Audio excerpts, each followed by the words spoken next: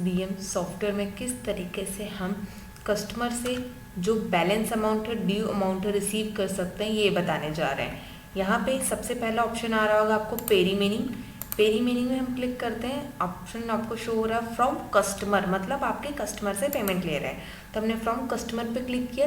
जैसे ही हम from customer पे क्लिक करते हैं हमारा एक विंडो ओपन होता है। इस विंडो पे आपको अलग अलग कलर शो हो रहे हैं, ग्रीन, वाइट एंड ब्लू। तो जिनका जिनका कलर ग्रीन है मीन्स उनका पेमेंट क्लियर है, और जिनका अकाउंट अलग कलर में ग्रीन के अलावा वाइट एंड ब्लू मीन्स उनका पेमेंट ड्यू है। तो किसी भी कस्टमर का जो बैलेंस या नेक्स्ट अमाउंट है हम यहाँ से रिसीव कर सकते हैं। यहाँ पे डेट वाइज सर्चिंग होती है। पहला आपको from date to to date यहाँ दिया हुआ, आप डेट वाइज सर्चिंग कर सकते हैं। कस्टमर के नेम वाइज सर्च करना है, कस्टमर के नेम वाइज सर्च कर सकते हैं। मोबाइल से सर्च करना है, मोबाइल से सर्च कर सकते हैं। यहाँ पे आपको जैसे ही हम इसे स्क्रॉल करके नीचे जाएंगे, अलग अलग बिल बने हुए दिखे, इसमें अलग अलग ड्यू अमाउंट है। तो यहाँ पे आपको एक ड्यू अमाउंट शो हो रहा होगा।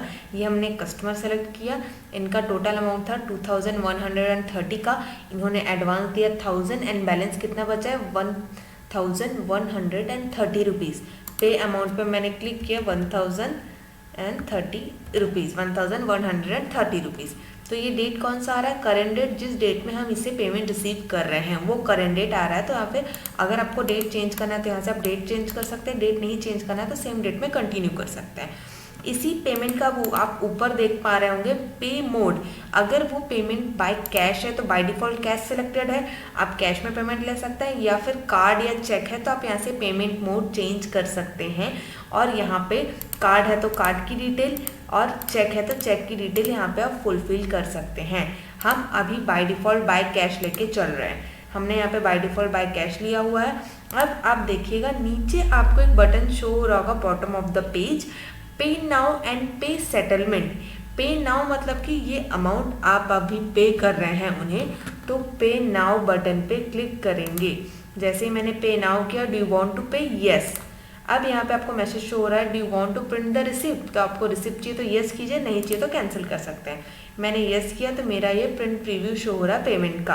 पहले इनसे मैंने कितना एडवांस लिया था, again invoice number, customer name, total amount 2130, previous paid amount 1000 and current paid amount is 1130, balance is 0। Then अब आप देखेंगे तो इस पर्टिकुलर कस्टमर का जो अकाउंट है वो ग्रीन कलर का हो गया। क्यों? क्योंकि इनका पेमेंट क्लियर है। यहीं पे सेम ऑप्शन है स्टेटस चेंज करने का। हमारे सॉफ्टवेयर में सेल फॉर्म में जैसे कि हमने आपको बताया है कि अलग अलग प्रोडक्ट के अलग अलग बिल के आपके अलग अलग स्टेटस होते हैं, कोई रेडी है, कोई डिलीवर्ड है, कोई पेंडिंग है।